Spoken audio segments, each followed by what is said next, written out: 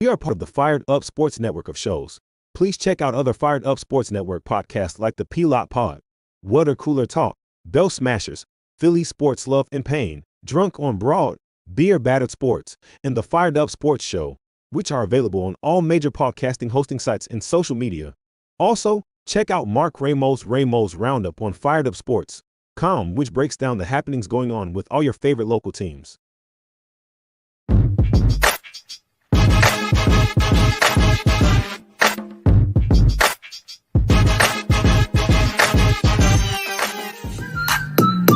Philadelphia Eagles are Super Bowl champions.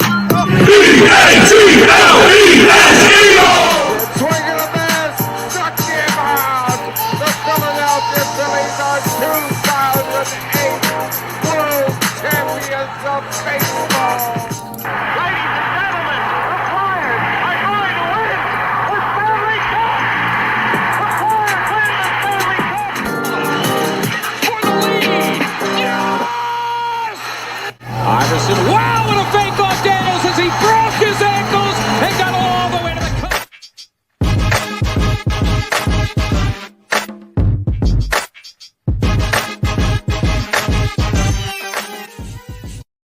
Oh, well, welcome in. This is episode 162. We got Joe Bucci in the house. Listen, Rich is taking a week off. We gotta send all the thoughts and prayers. He unfortunately had some bad stuff happen this week. He lost his mom, but our prayers are out to him. So think of him. But as he would have been here doing, Rich would have been talking about, Joe, probably the most confusing 9-1 football team that we've ever seen. But let's emphasize the 9-1. Finding ways to win, right? It may be ugly at some point. Oh yeah. It's Joe, you realize in that 9-1 stretch that they have not won a game by more than 14 points. It's crazy. They're 6-1 in one possession games. And that's why our blood pressure is high pretty much every single game, because it's like it's not going to be easy. You just know that every game is going to come down to a play here and a play there. I mean, look at the Chiefs game. I mean, I was so mad in the first half. I'm not even going to lie. I turned the TV off and started watching the game on my phone. And I went and I laid in bed, maybe, so I could feel a little bit more comfortable with what seemed was going to be the inevitable loss. I mean, if they play the second half like they played the first half, there's no way they win the game. Oh God, no, that not at all. was just the play calling, the penalties, the slop, the turnover, and I don't know, Don. You'd probably know better than me. I probably didn't analyze the interception close enough. Was he actually down when he picked that ball off? Was he down? Do you remember? Do you know? You mean Mahomes as he's getting tackled? The guy that intercepted the ball in front of AJ. Oh, Brown. yes. They said that his shin had touched Brown.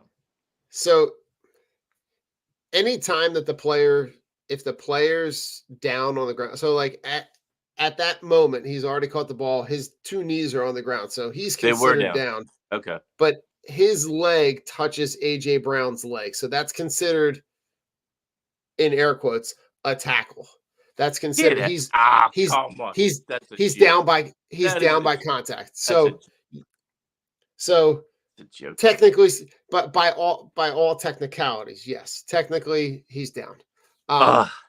But listen, Joe, that they were still down. They were down 10 going into in the middle of the third quarter. Like that was that they were still not playing well even after the second half. But right. 3 and out. Joe, if you could have scheduled, if you think about when you talk about the gauntlet that the Eagles are in, right? It made me think about this particular game.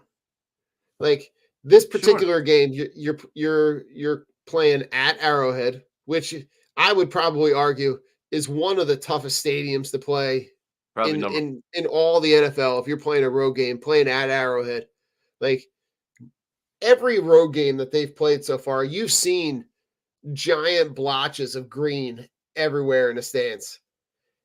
It was hard to find them on Monday night because they're getting Eagles fans in the building, I'm sure, was no small feat. But you play at Arrowhead, you're playing Andy Reid coming off of a bye, Mm-hmm. and you got Patrick Mahomes playing quarterback with Travis Kelce. You had all of those things all point you in the direction that you're like, it wouldn't be a far stretch to find a way for them to lose this game. And then you see the way that they started. And Joe, you had every right to crawl in bed and get comfy because there wasn't a whole lot to look at, and I'm sitting there getting super frustrated. But like this team just figures out ways to win the games. They did a lot of good, especially on the defensive end. Lots of good in-game adjustments. Absolutely. You know, they only wound up with 1 sack. And that was on the first defensive drive. But they were able to adjust. I think the weather definitely had played a big role in the game and being low scoring. But just these additions, and we've said it time and time again. Look at the guys that came up big in this game that just got added to the team within the last month or so. Cordy Roby. Byard, they brought him over from Tennessee. Those guys were huge in this game. They were. Byard's familiarity with the guys in the AFC with playing against Mahomes. He's done very well against Mahomes. Mm-hmm. And I think he knew, obviously he knew what was coming on that turnover in the end zone. They won the turnover battle. They lost the turnover battle in the Super Bowl. And they were critical turnovers because, worst case scenario in those 2 drives, you're looking at least 6 points. But, it's Patrick Mahomes. I'm thinking that they're probably both going to be touchdowns.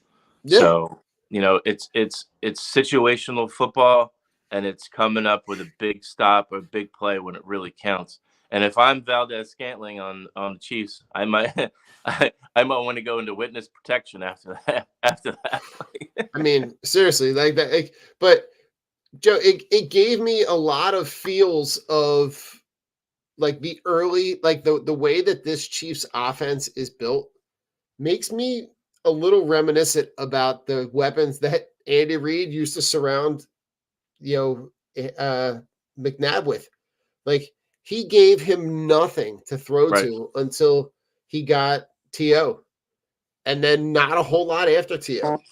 until he had, Maclin and Deshaun Jackson. Like there were so many drop balls for the Chiefs that like it was mind-boggling. But you see the effect that having Tyreek Hill and Travis Kelce on the same field and what that does to the offense and how that, by Tyreek Hill being able to spread the field vertically, how that opens up stuff for Kelce underneath.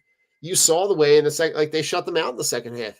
Like this Chiefs team is not a great second half team, but them getting shut out in the second half is like it was a huge deal, right? They have 120 rushing yards in the first half. The Chiefs do. The second they end the game with 168. So like they cut that whole dynamic in half of being able to shut down the run. That's one of the adjustments that they make. They have 44 dropbacks. They only have 168 passing yards. Right. Like the longest pass in that game for the Chiefs, Joe, you remember? It was a Kelce pass. You remember how long it was? What was it? 12 yards? 17 yards. Wow. So like you get like they did a really good job in the second half. This defense did, right? You talked about the 2 red zone, like not to go. I want to go back to those takeaways. Both of those takeaways happened in the red zone. Like those red zone not only are they turnovers, and you're able to get, but the fact that you were able to get the Chiefs out of the red zone on 2 different possessions and they get 0 points out of it. Yeah. That was changed the game. It was game changing. It was game changing. Yeah. I want you to talk about a couple of your guys, because you've had a couple of your in-game, your pre-game predictions. Yeah, talk about Josh Sweat and Hassan Reddick, because those guys have been closing out games where normally we would see the offense run the clock out. I feel like a lot of the games we're seeing the defense on the field at the end of the games, and those two guys have been huge all year. I mean, once Reddick had free use of his hand, he really got back to what to domination. It helps when you have a guy on the other side who can take the pressure off of you. When they're not able to double team Reddick, it's one-on-one and right on down the line. I mean, you have Jalen Carter. Jalen Carter is pretty much demanding a double team on every snap. So the fact that these guys are able to get the one-on-one matchups is huge, and them coming up, maybe not getting the sack, but getting their guy off, getting a guy like Mahomes off his spot, getting him moving is huge, and it really came through the other night, which I still think was a sack. I don't know which one would have given us a better field position for the Chiefs, the sack or the intentional grounding, but you did lose the down. But I'm pretty sure I saw his knee on the ground when I did see that replay. But yeah, I mean, knowing that you beat arguably the best team in football, you didn't play. I mean, I don't think they've played a clean 60-minute game the whole season. They haven't. It's a good problem to have because they haven't. They're still 9-1. End of their games. That to me is like, it's a thing I keep going back to. Like, as much as people want to talk about the fact that their games have looked ugly, right? They're not blowing teams out. They don't have there are other teams that have looked productive in this quarter, like in this first half of the season, who have blown teams out. But like the whole and there's something to say about the winning percentage of the teams that they've played against. Like, they've played, I just want to pull it up, make sure I'm quoting it accurately here. So the strength of victory, right? And I'm just going to talk about the Cowboys, because the Cowboys have been doing a lot of chirping about the not winning games convincingly, and how their wins are wins where they're blowing teams out. And listen, they are putting up a ton of points when they win, but their strength of schedule, the Cowboys, the combined win percentage of all the teams that they're playing against is 0.294. So like close, like under 30%. It's the third worst in the NFL. Yep. Something to be proud of. The combined record for the Eagles' strength of schedule is 48%, 48.5. That's a huge difference. Like, so not only are you 9-1, but you're 9-1 against teams that are basically 500. Mm-hmm. And the Cowboys have lost games that have been horrific. Like, you can never explain away the losing to Arizona, and I can only pray, Joe, that loss comes back to bite them late in the season. Because it's an NFC loss. Yeah. Joe, go back to there's an undercover play. It's the second to last play that happened in the first half. The Jalen Carter almost interception dive under the center. YouTube was just about the craziest fucking thing I saw all game. He said he saw. I don't know if he tried that before or he said he saw it on YouTube or something. But if that ball lands back in his hand, that's an interception. His hand. You have to time that, and with his size, So his crazy. size, and and and girth, was So able to get crazy. under the lineman and be there, ready and waiting for the ball. Was incredible. I mean, And just even in the fact that he didn't actually get the interception, just the fact that he was there and ready and waiting for the ball. yeah, and Wild. It wasn't it like he just missed it. It wasn't like it was like half like a quarter of a second. If he had waited More a little stickum. bit, If he gets more stickum on his gloves, that's right, like that, like and we always joke at school like these kids learn everything on YouTube now. I'm like, Mhm. yeah, you're right. This kid is like, and the craziest thing, Joe, is that no one taught it to him. No one told him to do it. No, like this was just something this was He's just like, like yeah. If they go some for crazy shit this is that what's running through his head. If they go for a spike during this game, I'm gonna try to intercept it.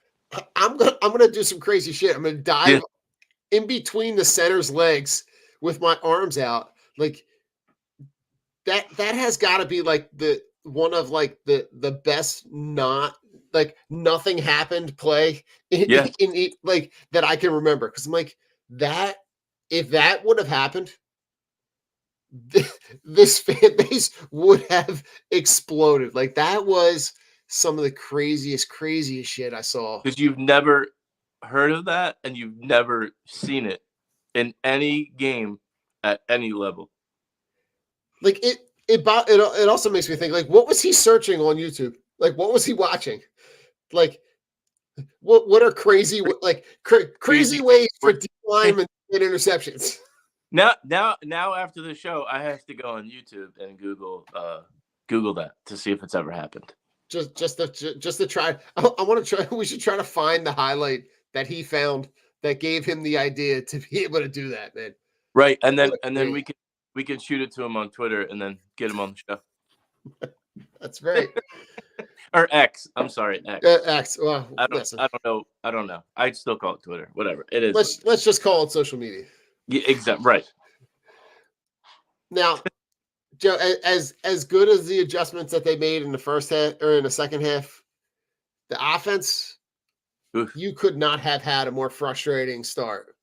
Right? You give up 5 sacks in the first 12 plays. Now, granted, you don't give up any more after that, which is also wild. But like they looked rocky, really, really funky starting. Like those the scenario that really had my brain in a fucking pretzel was the series after they get the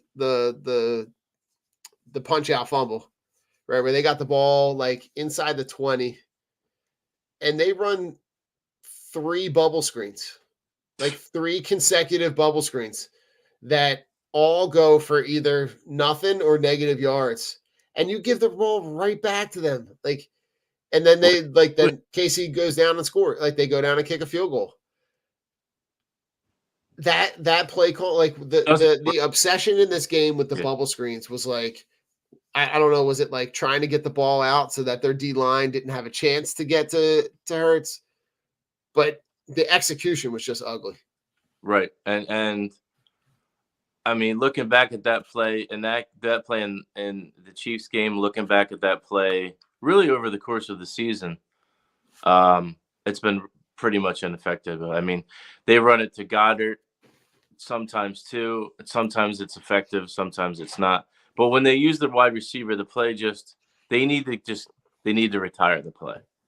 You know, there's other go back, set up the screen to Swift or Scott or Gainwell, or even like the slants. Where's the slant pass? Run a slant to the most physically gifted guy who's going to win a one-on-one battle every single time, AJ Brown. It's the Chiefs are built on speed. and they're built on, Yeah. got Spags, and they got all these guys in the box. I think pretty much the whole game, these guys were matched up one-on-one. You could have they should have done more of spreading them out and just taking your shots. Yeah. The running game was working. The running game was very effective, but I think it's hard to pick at Johnson because they're 9-1, but it's the consistency, it's the flow of the offense. You needed to get more motion. Where's the motion with this offense? At least give them the look of, hey, maybe we might try something different, or something that's going to visually throw off a speed style defense. So, and Joe, to speak that, right, like the way that they were able to get DeAndre Swift the ball was incredible, right? They did a really good job. The little bubble, like the play that they run, like where they run him out towards the sideline and then cut him back in towards the middle of the field, and they're able to get him the ball with which is essentially like a screenplay. The way that they were he was running the ball really angry runs, which is the type of thing that you want, the production that you're going to get. That's where you're going to get the most production out of Swift. But like right. the one play that I loved, and this was something you just spoke about, right? The motion sweep that they get him the ball, where I think he ends up with like a 28, 29, 30-yard run. That's the kind of creativity that I need for you to be able to get him the ball, because it puts him in the best position, because he can get outside and get in space and then get vertical and not be dancing back and forth. He did a really good job out of the backfield and getting the ball. Like the part that was confusing to me is the part that you were talking about at the beginning, was like the whole AJ Brown. Like, that is a guy, as much as you were able to get, Devontae Smith's, 6 right. catches for 99 yards. AJ Brown, I don't care if Javarius Sneed is the best guy on the planet. AJ Brown is also one of the best wide receivers on the planet. Like, he can't have a game where he has 1 catch for 8 yards. No. Nope. So, like, it wouldn't surprise me if there's a bounce back game. Look out, this Buffalo. week. Right? Like, and Buffalo's got some talent on the back end, and we'll talk about that in a little bit. But like, AJ Brown's got to get the ball.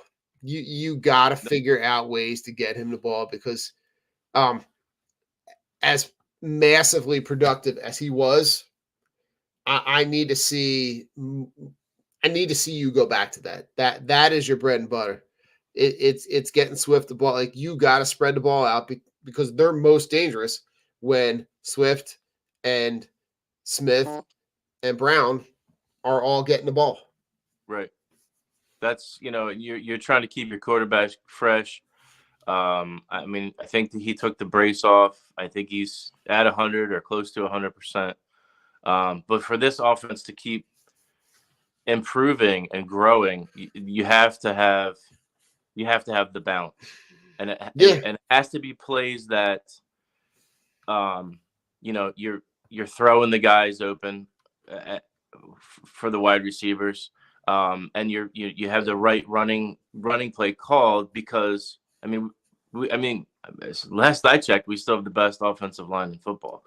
And you got Cam Jurgens back, right? Cam's back. He's got a game under his belt now. The Bills defense is, they're pretty decent at getting after the quarterback, but the way to counteract that is to have your run game be effective.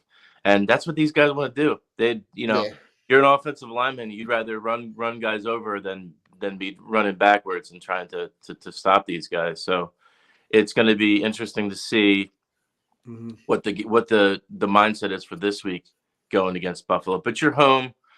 Buffalo is a good team, but what team's going to show up? Josh Allen's good, is a very good quarterback, but he's got, Carson Wentz plays written all over him. So it's we were talking. Rich and I were talking about that with, we had last week, we had Trav from Losing Sucks on, and we that topic came up, that like Josh Allen's giving me he's got a lot of Carson Wentz feels right now. And that's, is that situation more of a product of Brian Dable, right? Is Brian Dable that Right. integral in directing that offense with Josh Allen, that Josh Allen without Brian Dable is, it looks more like Carson Wentz than he does, anybody else productive. But like, just to stick with the quarterback real quick, right? So Hurts in this game has his 5th lowest passer rating of his entire career, and they still win, right? He still figures out ways to win at the end of the game, even Right. with as shitty as it looked, Joe, early, like all the way through the middle of the 4th quarter, to stand in the pocket and have the confidence to still throw that ball to Devontae Smith, down to the goal line. It literally is play amnesia, right? Next play. What's the next play? What's the next? Like, just he talks it, but he walks it. yeah. 26-2 as a starter, Joe. Yeah. Well, he's 30-4 over his last 34 games. I mean, the guy's a winner. Like, no Joe, matter what's going 13 on, straight wins versus teams with winning records. No matter what's going on and how bad, me laying in bed watching the game Monday night saying a lot of bad words and saying, what the hell? You ain't alone, Joe.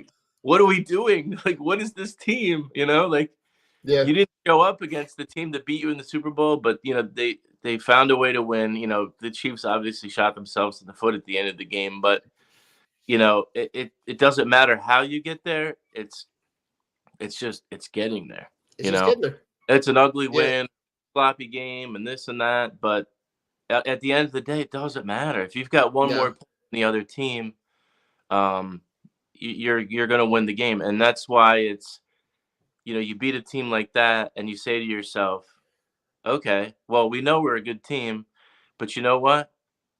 We can beat anybody. Yeah. They got to play us. Right. For all this talk about the gauntlet that is this stretch of the schedule, I would argue that this team is the gauntlet. Like, you got to play us. You got to play this team. You got to come and bring your A game. And listen, even when you bring your A game might not be your A game is not enough. But Joe, I'm going to give you just 2 more stats.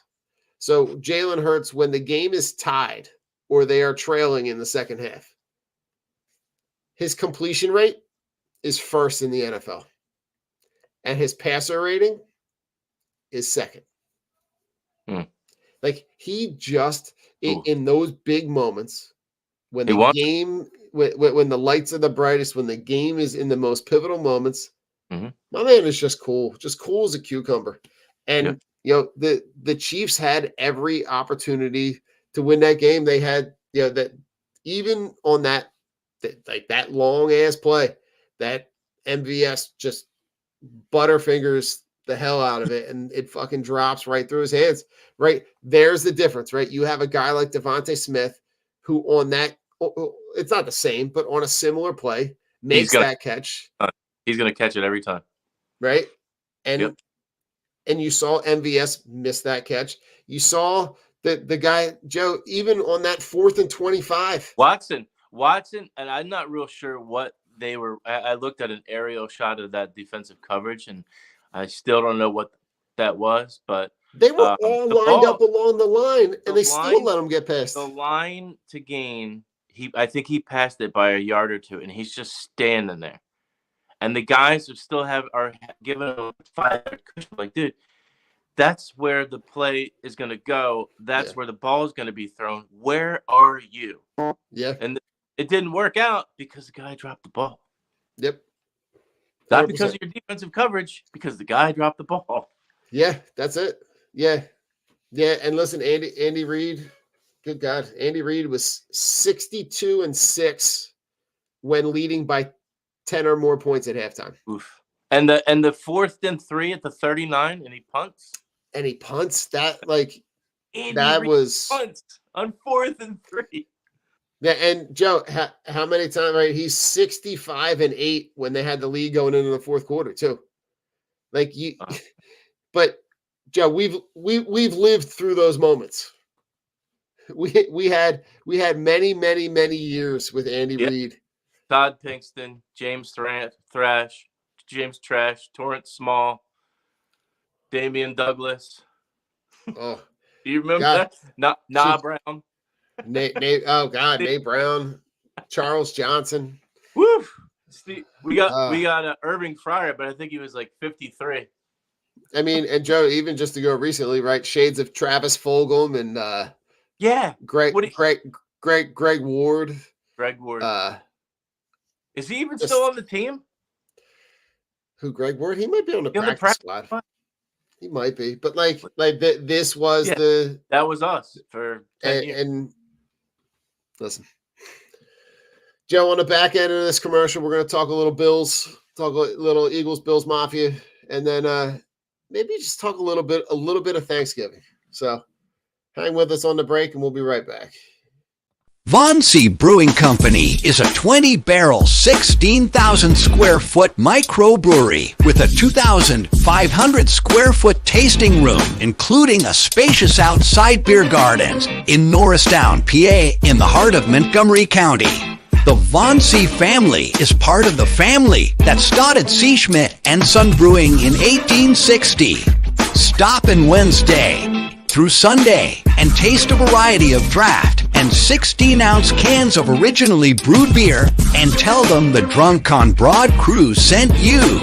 Von C. Brewing is located at 1210 Stenbridge Street, Suite 300 in Norristown.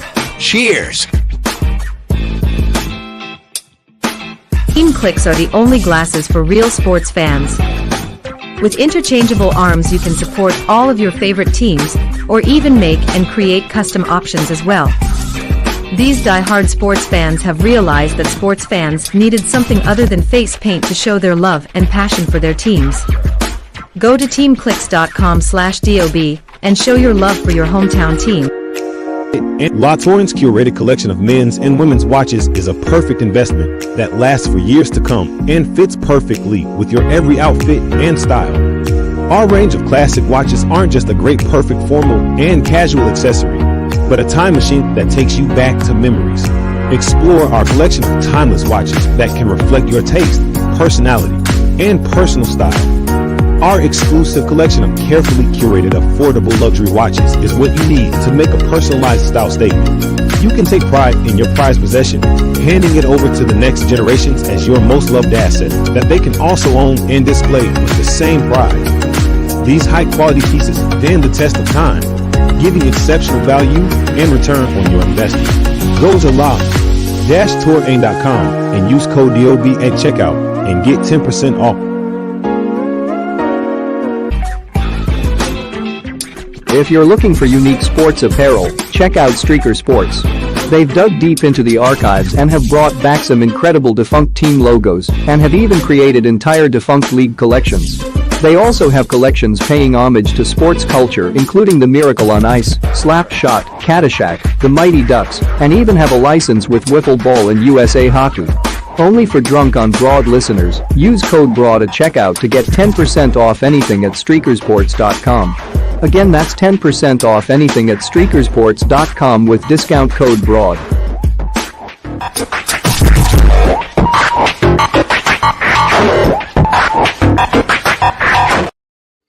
All right, we're back. Eagles, Bills, Kelly Green Sunday. It's the second Kelly Green Sunday for this year, so this will be the second time that they don them. Joe, I'm hoping at some point there's a big playoff game, postseason game, where these Kelly Greens get busted out. So I'm only going to say this is the second time. This is not the last time. How about it? But it 4:25 on Sunday, so we'll all be winding down this Thanksgiving Day weekend with a nice Bills Birds. What are your initial thoughts on the Bills? Because the Bills been very disappointing as of late. 6-5.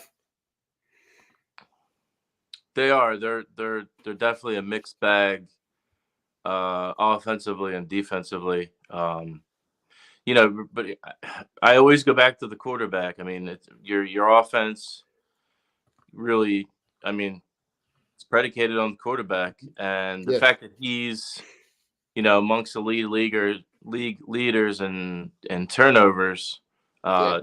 It's really where this team lives and dies. He tries to play hero ball sometimes. I mean, but then there's games where he looks like Steve Young or Joe Montana, but he's very inconsistent. He doesn't handle being pressured very well, and he doesn't hold on to the ball. So it's the Eagles defense has to play very disciplined because there's going to be designed runs. He's going to scramble. He's going to escape pressure, but you have to you got to hit him. You got to get back there. I mean, I don't think that the Bills' offensive line isn't great. So we're home. It's like you said, it's Thanksgiving weekend. You got the Kelly Greens. They're going to be jacked up even more. So it's they have to play disciplined on defense, but I think it's a game. I think it's a game where the only way we lose the game is if we shoot ourselves in the foot, like the Jets game. That loss was really on us. I mean, don't get me wrong, the Jets defense was very good that game, but we just kept making stupid play after stupid play, poor decision. We couldn't get anything going in the run game and the pass game. But looking at defensively, the Chiefs versus the Bills, the Chiefs defense is much better than Buffalo. And they were at home, and we were able to overcome their defense and play well. So I think it's I got the Birds winning 26-20. I'm thinking I'm saying lower end and only winning by 6, and with the hope that like when I turn the TV off when I'm watching the game, I'm not gonna not watch the Eagles. It's kind of like reverse psychology for me. I got you.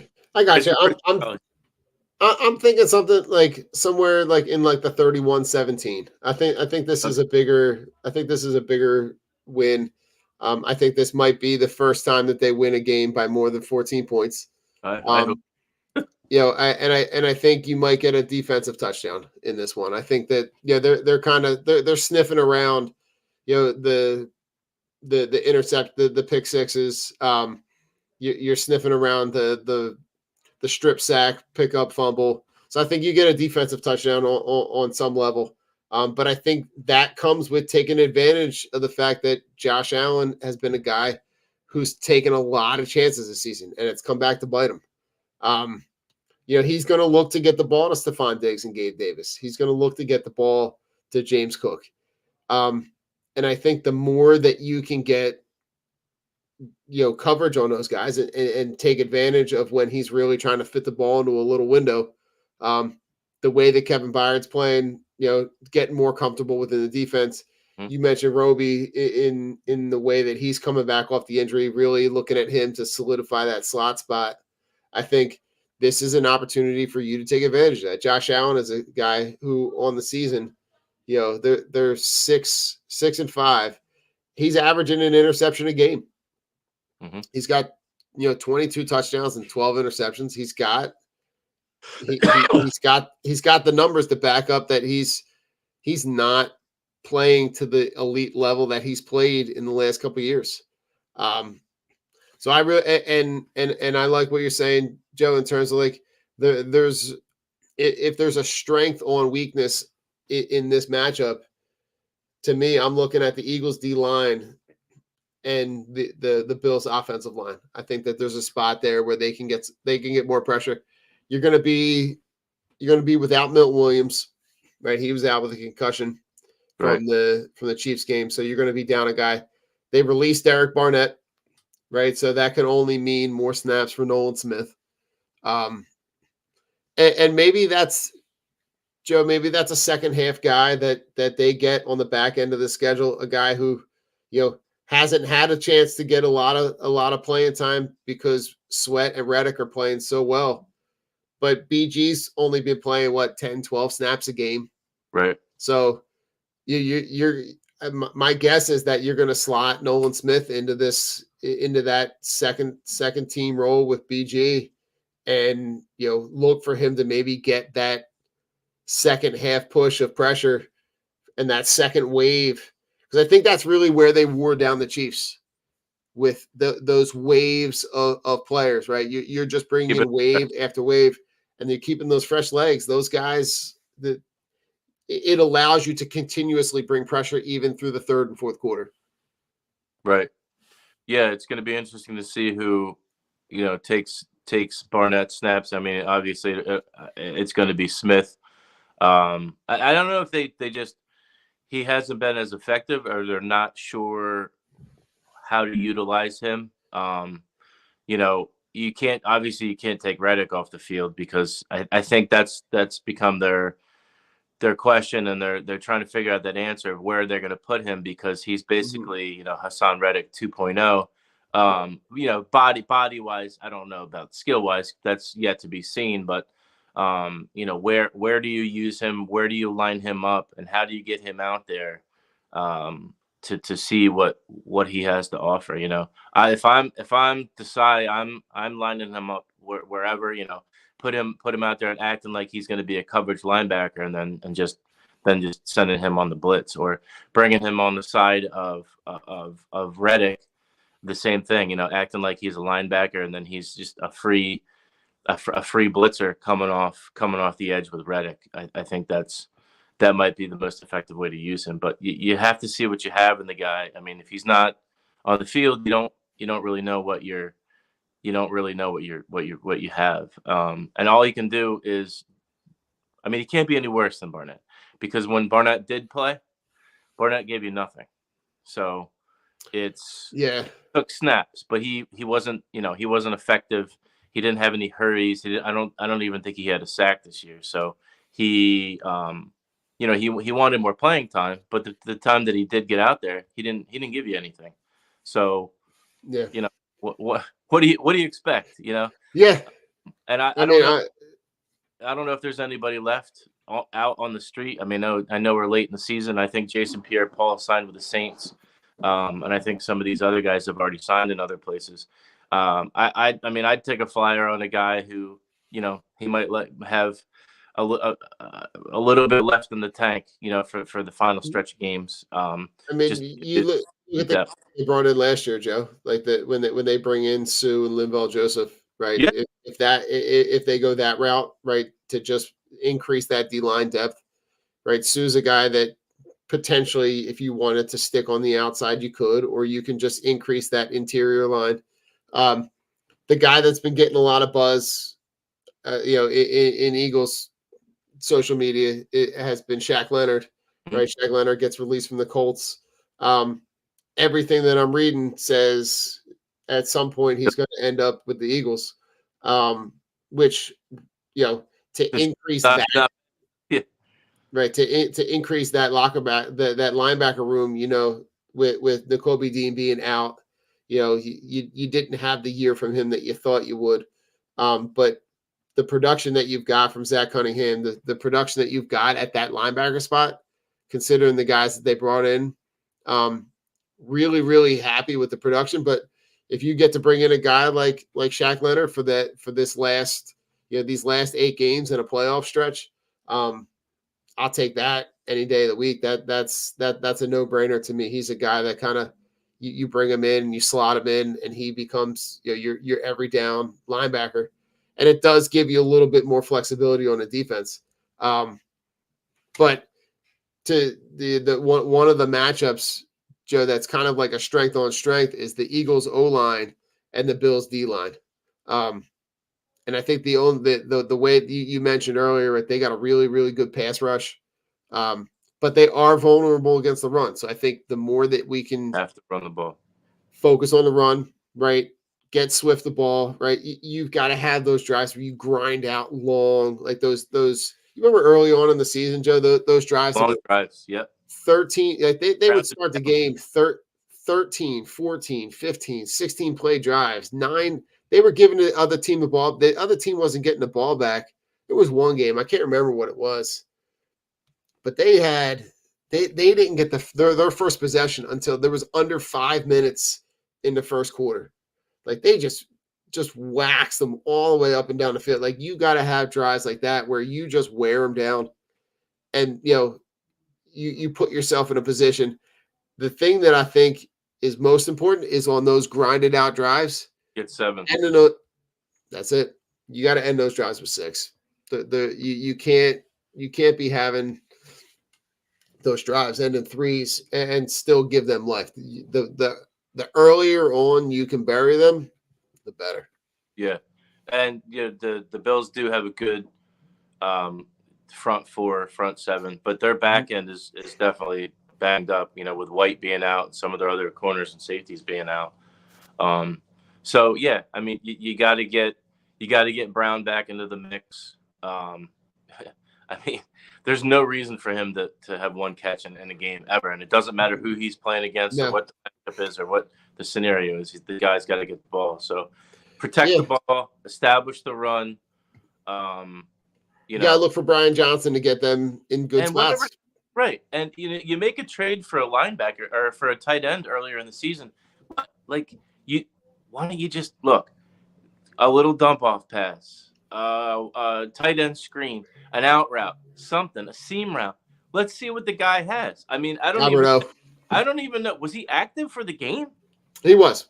Yeah. So they had all, and now I want to say that there was. If I'm going to look up the injury list from Friday, but there was some injury news on that front too.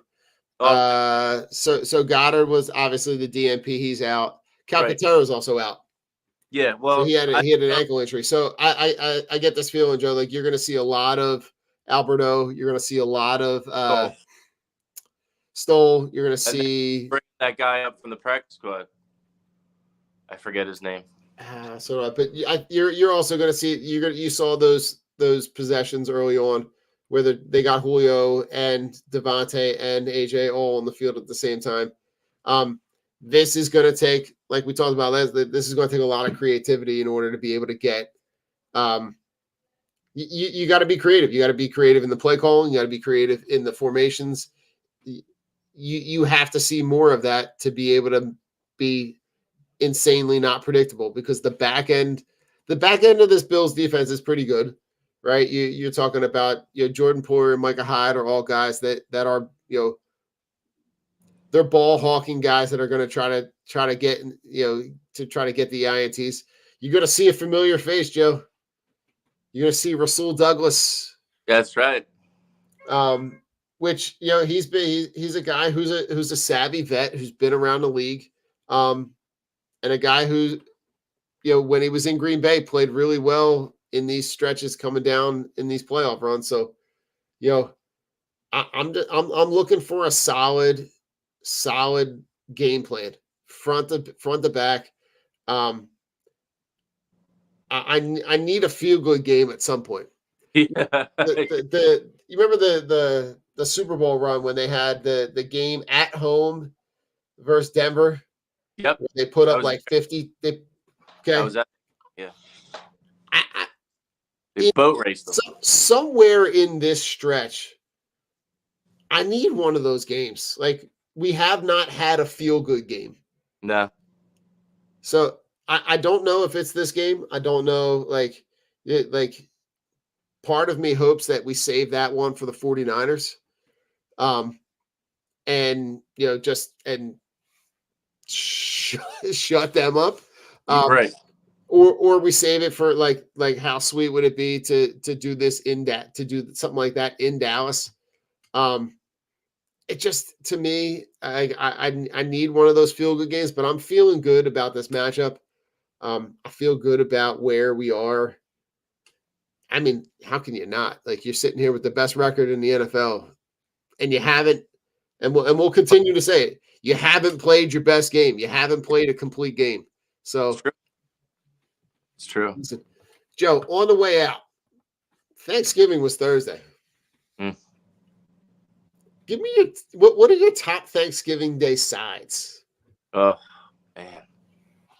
And you're talking to a husky fellow over here, so I love everything. Joe, I know your plate was full. Two plates. two. Both plates. And they were like, we went to Ayers and we had like the platter plates, not the round dinner plates. We had like the oval shaped like platter. The football plates. The football plate. Oh my god. Nice. Oh my god. We had the sides. I was gonna go through the whole list. Oh man. No, go ahead. We had meatloaf, which is not a staple, but hey, who doesn't like meatloaf? You had the green beans, not green bean casserole. We just like some garlicky green beans, and then we had our mash, the homemade. She made the homemade mash, which were fantastic. I made gravy with the juice, the drippings from the turkey. My wife made the turkey, fantastic, out of this world. Cranberry sauce, stuffing, obviously. I think that's all we had. I don't even remember. What was the best one? If you had to pick one, the top side's got to be stuffing for me. That's it for me. Stuffing was killer. You got it has to be a part of it. Has to be a part of your platter. It's got to be a part of your platter. It's a staple item. And for me, like, I made the mashed potatoes. I love them, but the stuffing is always like that. That's like the little piece. But Joe, my wife makes a killer lasagna. Yeah. And oh man, and we had so your meatloaf, our lasagna. We had lasagna with the turkey, the stuffing, the mashed potatoes, we did Brussels sprouts. We did. My wife makes a cheesy spinach dish. We had it all, man. And then we had what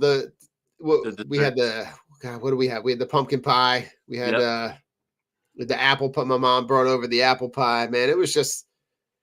And the best thing, Joe, is that we sat there for like an hour and a half. Like, it was just all just sitting around, just having great conversations. Gluttony, yeah. Just makes me super thankful. So, Joe, instead of final thoughts, give me your Eagles thankful list. What are some things about the Birds that you're thankful for? I'm gonna go first. I'll give you some time to think. So at number 5, and this is a group we talked about earlier, but I'm really thankful for this wide receiver group, considering all the trash juice that we've had to experience over the last handful of years. Coming in at number 4, I have the group. It's a group of vets. It's Kelsey, BG, Cox, and Lane Johnson. Just that core group of guys. And those guys that have been around, right? BG is a guy who's been around, 14 years. Got all the flack for not being Earl Thomas early on, but just kind of consistently just stays in that realm. At number 3, Joe, I'm thanking the Tennessee Titans. Yes. I'm thanking the Tennessee Titans for having the intellect to not move on, to not see the value in AJ Brown, and we'll keep our fingers crossed on Kevin Byard. At number 2, Howie Roseman. Howie's been around a long time. Got in some dark days in that Chip Kelly era with the being relegated to the broom closet, and kind of came back with a vengeance and really has built an insane roster and makes move after move that makes other GMs look silly in this league. So, but Joe, at number 1, I gotta go Birds fans. The Birds fans just they show out. Home games, road games, California, London, wherever you're playing, Antarctica. is going to. Yeah, you put a stadium in Antarctica. There'll be people. There'll be a Philly sports trips with your Eagles parkas. You'll be walking by an iceberg. Somebody will say, "Go Birds!" Go Birds! Yeah, people bringing penguins to the game. putting a jersey on the Penguin. I mean, they just show up everywhere, and you know, like this time of year, you walking through the supermarket. I was showing like Kip and I did about 17 trips to the store this week to get all the stuff for Thanksgiving, and you get you look at the I was like, dude, you see somebody in Eagle stuff, you got to hit them with a Go Birds. Yep. Just seeing that throughout the store, so just really, really thankful for where this team is and where the city is. So I think that phrase now is in the dictionary. Hey, Joe, are you hitting at something? You know something I already know? No, wait. I was just thinking about that because everybody says it now, and I've started seeing that they put that on T-shirts, and it makes it look like it's a little sample from what they would put in the dictionary. Joe, there might be something coming your way because I got Arizona on a. I gave her an idea for a T-shirt for me, and I'm pretty sure that might be on the T-shirt press a little bit in the not too distant future. It's happening right now. It's happening. She's got a ton of stuff going on, so whenever, but she does a great job with the T-shirts. But yeah, we got some Go Birds definition T-shirts coming our way pretty soon. So it'll be something else to add to the collection of things of a myriad of T-shirts that I don't already need, but I do. Right. So exactly. Joe, on the way out, listen, we normally give the bird, so this time we'll just say Go Birds. We'll say Go Birds. Thinking of you, Rich. Yep. Hoping you're having a decent day. Jay, keep up the good work, Pops. Hope everything's going well on your end. Got your baby boy turkey for Thanksgiving. Nice. But yeah, just be thankful. Enjoy your week. Enjoy your friends. Enjoy your family. Because you don't know. You never really know how much time you have. So yep. Make the best of it. Go Birds. Go Birds and Go Birds. Go Birds. This is the Broad Street Line, where Philly sports fans leave all of their sports hot takes. Call 267-405-3062 and show us your passion for Philly sports. Don't forget to tune in every Wednesday at 8:30 when we listen to your live reactions to the thrill of victory or the agony of defeat.